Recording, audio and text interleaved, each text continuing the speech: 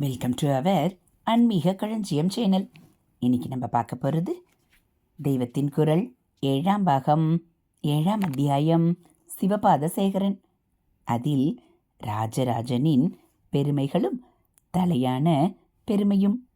ராஜராஜனுக்கு எத்தனையோ பெருமை சொல்கிறார்கள். அவனுடைய வீர தீர பிரதாபங்களை சொல்கிறார்கள். பக்தியை பாராட்டுகிறார்கள். கோவிலுக்காகவும் மூர்த்திகளுக்காகவும் ஆபரணாதிகளுக்காகவும் நித்திய நைமித்திக வழிபாடுகளுக்காகவும் சிப்பந்திகளுக்காகவும் கலைஞர்களுக்காகவும் அவன் வாரி வாரி விட்ட ஔதாரியத்தை புகழ்கிறார்கள். இத்தனையையும் ஒரு டீட்டெயில் விடாமல் கல்வெற்றில் பொறித்து வைத்ததை போற்றுகிறார்கள். தான் பரம சாம்பவனாக இருந்தும் பெருமாள் கோவில், புத்த விகாரம் எல்லாவற்றையும் பேணிய மனோ விசாலத்தை ஸ்தோத்தித்திருக்கிறார்கள். அட்மினிஸ்ட்ரேஷனிலும் அபார திறமை காட்டி ராஜ்யத்தை பல பிரிவுகளாக பிரித்து முடியாட்சியிலேயே குடியாட்சியாக ஊர் சபைகளுக்கு நிறைய சுதந்திரம் தந்து அதன் மெம்பர்களை ஜனநாயக குடவோலை தேர்வு முறையில் நியமிக்க பண்ணினதை கொண்டாடுகிறார்கள். நிலங்களை எல்லாம் அளந்து ரிஜிஸ்டர் பண்ணினான். தெருக்களுக்கு பேர் கொடுத்து டோர் நம்பர் போட்டான் என்றெல்லாம் சிலாகிக்கிறார்கள்.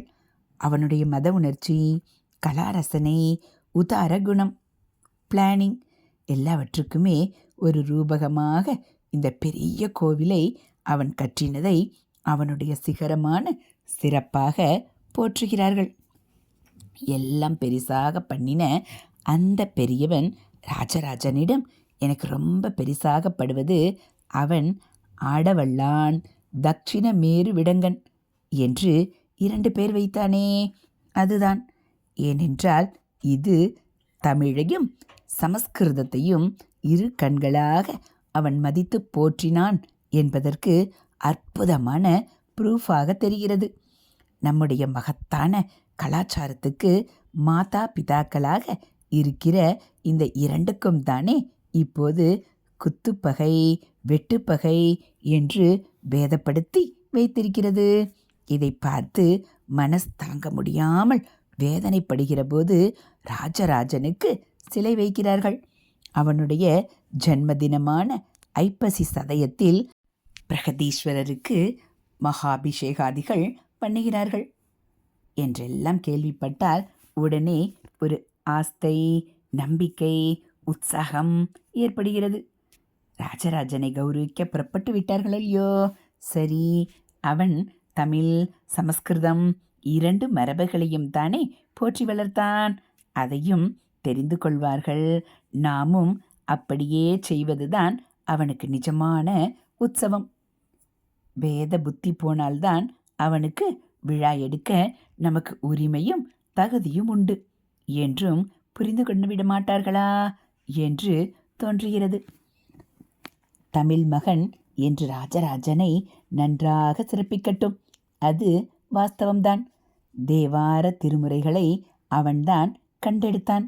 அது மட்டுமில்லாமல் ஈஸ்வர சன்னிதானத்தில் அது பிரதிபூஜா காலத்திலும் ஜீவசக்தியோடு பிரகாசித்து ஒளித்து கொண்டு எந்நாளும் லோகத்தில் சிரஞ்சீவியாக இருக்கும்படி ஆலயங்களில் ஓதுவா மூர்த்திகளை நியமனம் பண்ணி வழிபாட்டிலேயே ஒரு அங்கமாக திருப்பதிக விண்ணப்பத்தை ஆக்கினான். பெரிய கோவிலில் இப்படி 50 பேரை நியமித்திருக்கிறான். ஆனபடியால் தமிழ் பண்பாட்டுக்கு புத்துயிர் தந்தவன் என்று அவனை விசேஷிக்க சகல நியாயமும் உண்டு. ஆனால் இதை மட்டும் சொன்னால் ஒன் சைடட் தான், ஒரு தலைபட்சம்தான். சமஸ்கிருதத்துக்கும் வேத வைதிக ஆகம சம்பிரதாயங்களுக்கும் அவன் அளவில்லாத மதிப்புணர்ச்சியோடு தொண்டு செய்திருப்பதையும் சேர்த்து சொன்னால்தான் அவனுக்கு பூர்ண நியாயம் பண்ணினவர்களாவோம். ஆலய நிர்மாணம், பூஜை, உற்சவம் எல்லாம் சாஸ்திர சம்பிரதாயப்படியேதான் அவன் ஏற்பாடு பண்ணினான்.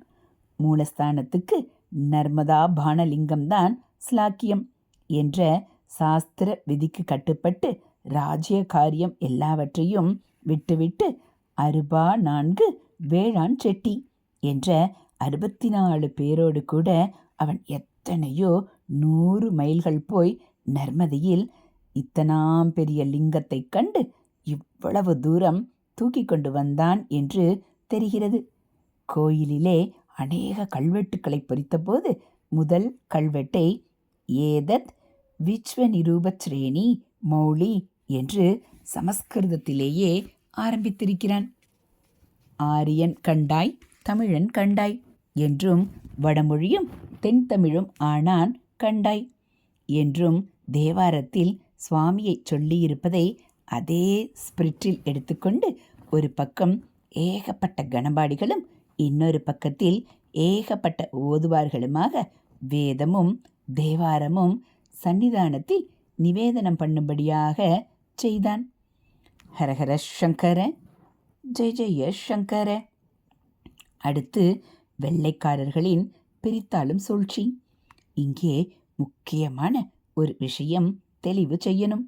பழைய நூல்களில் ஆரிய, திராவிட அல்லது தமிழ் என்று வருகிற இடங்களில் இந்த இரண்டும் வேறு வேறு ரேஸ்களை குறிப்பதாக கொள்வதற்கு இடமே இல்லை. ஒன்றேயான பாரதிய ஜன சமூகத்திலேயேதான் பாஷைகளை வைத்து ரேஸை வைத்து அல்ல. பஞ்சகௌடர்கள், பஞ்ச திராவிடர்கள் என்றும் 10 பாஷைகளை பேசுபவர்களாக பாகுபாடு செய்திருந்தார்கள். இந்த பிரிவினைக்காரர்களின் கொள்கைப்படியே ஒரே டிராவிடன் ஸ்டாக்கை சேர்ந்தவைதான் தமிழ், தெலுங்கு, கன்னடம் ஆகிய 3.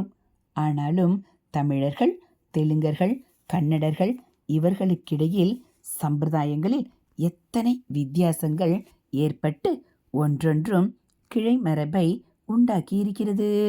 தமிழிலிருந்து தோன்றியது மலையாளம். அப்படியிருந்தும் கேரளீய கலாச்சாரம் தமிழ் மரபுகளுக்கு வித்தியாசமாக ஏற்பட்டில்லையா? இப்படித்தான் சனாதன தர்ம விருட்சம் என்கிற ஒரே தாய்மரத்தில் சமஸ்கிருதத்தை பேசாகவும் தமிழை பேசாகவும் கொண்டு 2 கிளைகள் பிரிந்தன. பிரிந்தாலும் முழுக்க வேறல்ல, வேர் ஒன்றுதான். அடிமரம் ஒன்றுதான் என்பதை மறக்காமல் அன்பில் இணைந்து பரஸ்பரம் வளர்ந்திருக்கின்றன. ராஜராஜன் முதலான தமிழ் அரசர்கள் இந்த வளர்ச்சிக்கே வளம் கொடுத்தவர்கள்.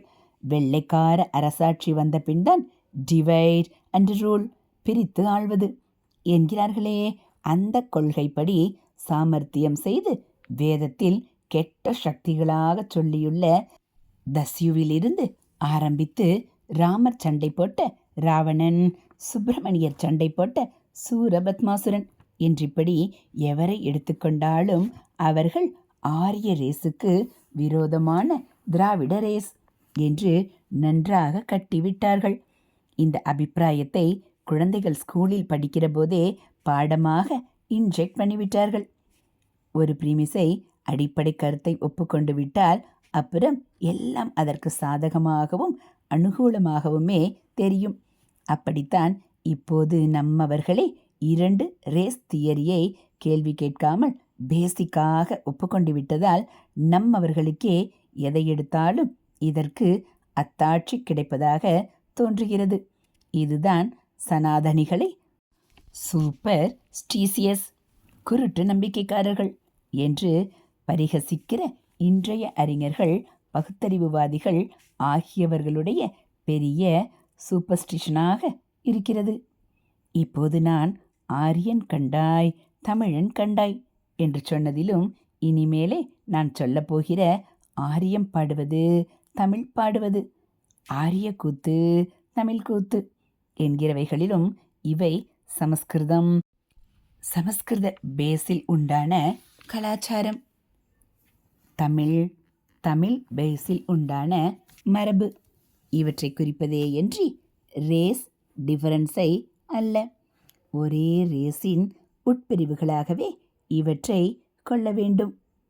பிரிந்தே போகாமல் இரண்டையும் இணைக்கிற ஐக்கிய பாவத்தின் உச்சியில்தான் ராஜராஜன் தன் மனசை கவர்ந்த 2 மூர்த்திகளில் ஒன்றுக்கு ஆடவல்லான் என்ற அழகான தூய தமிழ் பெயரையும் இன்னொன்றுக்கு தக்ஷிணமேரு விடங்க என்ற ஸ்வச்சமான சமஸ்கிருத பெயரையும் இட்டான். இந்த 2 பெயர்களை கேட்டாலே ஒரே ஈஸ்வரன் தான் இந்த இரு பெரும் மரபுகளுக்கும் மூலமாக இருக்கிறான் என்ற உணர்ச்சி ஏற்பட்டு பேத புத்தி போய்விடும். இந்த 2 பேர்களும் அன்றாட வாழ்க்கையிலேயே பிரஜைகள் எல்லாருடைய நாக்கிலும் புரண்டு ஐக்கிய பாவம் குறையாமல் செய்ய வேண்டும் என்றுதானோ என்னவோ படி மரக்கால் மாதிரியான அளவைகளுக்கு கூட ஆடவல்லான் தக்ஷிணமேரு விடங்கன் என்றே ராஜராஜன் பெயர் கொடுத்தான். ஈஸ்வரன் தான் நமக்கு படி அளக்கிறான் என்று புரிய வைக்கிற மாதிரியும் இருக்கிறது. ஹரஹர சங்கர ஜெய ஜெய சங்கர, ஹரஹர சங்கர ஜெய ஜெய சங்கர. மகா பெரியவாச்சரணம். இதுபோல் தெய்வத்தின் குரல் பகுதிகளை நீங்கள் தினந்தோறும் கேட்கணும் அப்படின்னா மறக்காமல் நம்ம சேனலை சப்ஸ்கிரைப் பண்ணுங்கள். கூடவே பெல்லைக்கானை கிளிக் பண்ணி ஆளுங்கிற பட்டனையும் அழுத்திடுங்க. நம்ம சேனலில் வரக்கூடிய தெய்வத்தின் குரல் பகுதிகள், மகாபிரிவா மகிமை, மகாபிரிவா அருள்வாக்கு, ஆன்மீக தகவல்கள் எல்லாம் உங்களுக்கு பிடிச்சிருந்தா ஒரு லைக்கும் கமெண்ட்டும் கொடுத்து உங்களுக்கு தெரிஞ்சவங்களுக்கும் ஷேர் பண்ணுங்கள். ஹரஹர சங்கர ஜெய ஜெய சங்கர, ஹரஹர சங்கர ஜெய ஜெய சங்கர. மகாபிரியவாச்சரணம்.